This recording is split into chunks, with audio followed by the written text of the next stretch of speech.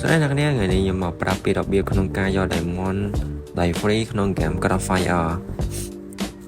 នេះជា diamond ដែលខ្ញុំបានពី game ហ្នឹងដោយ free អ្នកនាងហើយអ្នកនាងមកទៅយើងក្រែដែរអ្នកនាងយើងច្រើនដែរអញ្ចឹងអូខេឥឡូវយើងមកចូលប្រាប់ពីរបៀបក្នុងការយក diamond free ថ្ងៃដំបូងយើងចុចកន្លែង event center ហើយយើងធ្វើការចុចកន្លែង limited time ហើយអ្នកនាងរក event នេះមានឈ្មោះថាអញ្ចឹងមកយើងធ្វើការចុចលើវាមកអ្នកនាងអូខេឥឡូវអ្នកនាងធ្វើការចុច link share ចុច link share ហ្នឹងហើយអ្នកនាងធ្វើការចុចអាសនៈ copy link ហ្នឹងមកយើងធ្វើការ paste ចូល Safari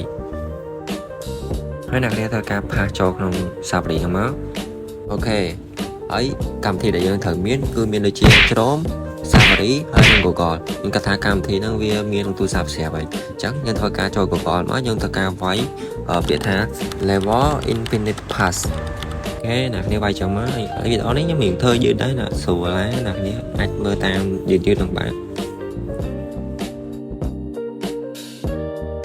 អូខេបន្ទាប់យើងធ្វើការចុចចូល website ហ្នឹងមកហើយតទៅទៀតយើងធ្វើការចូលក្នុងChrome អ្នកគ្នាធ្វើការវាយTime វាយ Time mail អូខេអ្នកគ្នាវាយចាំមក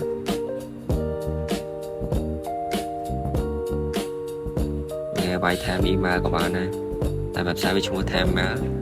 នេះ website ហ្នឹងគឺជា website យើងធ្វើការយក email ដោយ free អញ្ចឹងអ្នកគ្នាធ្វើការយក free វាមកហើយយើងធ្វើការ copy យើងធ្វើការផាសក្នុងនេះពុកមនុស្ស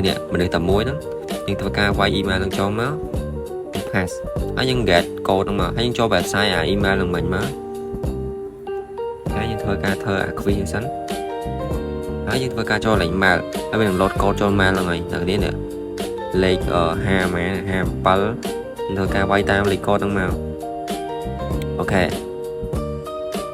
យើងធ្វើការកើតហើយយើងកើត account ហ្នឹងហើយយើងធ្វើការចូល account យើង copy link ពីរបស់យើងហ្នឹងចូលក្នុងនេះយើងចូលក្នុងហ្នឹងមកហើយធ្វើការវាយ email ហ្នឹងអូខេខ្ញុំមកបញ្យល់ឲ្យហ្នឹងតិចកន្លែងហ្នឹងយើងត្រូវការយកអា email យើងយកពី Time mail ហ្នឹងយកមក register ហើយយើងធ្វើការយកមកដាក់ក្នុង account យើង copy ដាក់ Safari មិញហ្នឹងអូខេឥ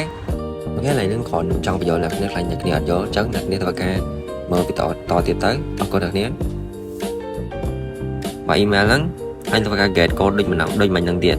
ហើយធ្វើអានឹង bot ហ្នឹងមក start ថ្មីទៀតមកហើយយក code ក្នុងហ្នឹងអូខេយក code ក្នុងហ្នឹងហើយយើងធ្វើការដាក់ code ហ្នឹងចូលក្នុងហ្នឹងដូចតែមិញដែរអ្នកគ្នាវាងាយដែរតែវារៀងហត់ដោយសារវាធ្វើច្រើនដងអ្នកគ្នាតែរបស់ free យើងធ្វើការហត់ខ្លះហើយអាហ្នឹងអូខេហើយយើងយកហើយយើងធ្វើការចូលមើល game ឲ្យអ្នកគ្នាមើលអូខេនេះចូលម្ដងទៀត